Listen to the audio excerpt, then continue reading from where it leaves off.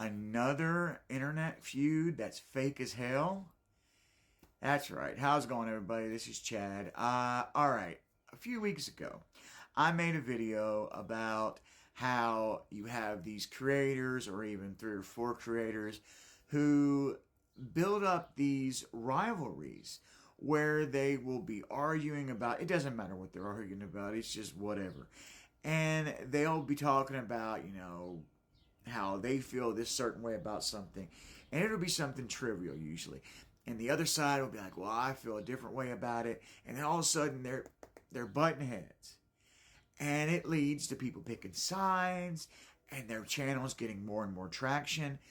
The bottom line is, as I said in a previous video, it is a money-making ploy. And I think some people know that, but I think there's a lot of people who don't.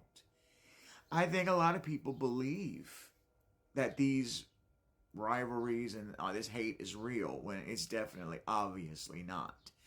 Well, that brings me to what I want to talk about today, and that's, if you've been on TikTok in the last few months, one thing you're going to see a lot of on your For You page is Europeans versus people from the United States. Now, this whole feud has been going on for a long time. People in Europe see Americans as being backward sometimes or uneducated about the world outside the U.S. They definitely see us as untraveled. And then you've got the American side who tries to explain, like, look, our country is humongously massive, and 50 states, each one is basically its own country. And anybody who doesn't believe that needs to rethink it, because I visited 48 out of the 50 states. And are there similarities? Of course, there's similarities to every country. But there's vast differences. And so a lot of Americans either can't afford to travel abroad, or they just don't see the point. Now, should people travel abroad if they have the money? Of course. If I had the money to go and travel Europe, I would definitely do it. And I'm not even really a person who likes to travel. But it would just be fun to experience those cultures. Anyway, back to the point.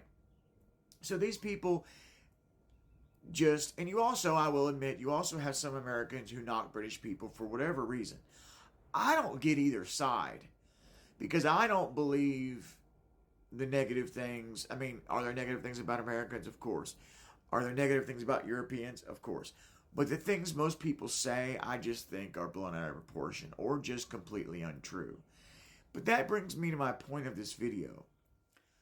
You're seeing massive, massive amounts of people making videos on one side or the other. And then you have a different group of people making videos on reporting about the back and forth between Europeans and people from the States. I just want to say it is all fake. Now, is there hate from some people? Of course.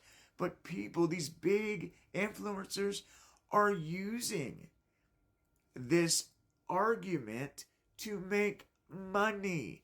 This whole thing, 99% of the stuff you see on social media these days is about making money. And as a wise man once said, controversy creates cash. And there's no truer statement. And I just want to express that these people know what they're doing. They know they're not as passionate about the hate from Europe or hate for the States as they're acting. And it's all there just to get you to tune in.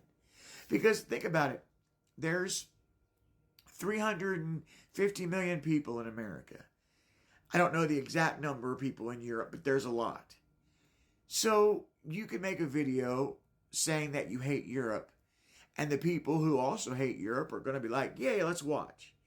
And vice versa. You can make a video bashing the U.S., and then you're going to have people who are like, yeah, I hate them. Watch. And you're also going to have people who hate you for hating them are going to watch. So it's a brilliant way of getting your attention and making money. I just want people to realize that the hate isn't exactly what they say it is, and it's being instilled in these videos to get that paper.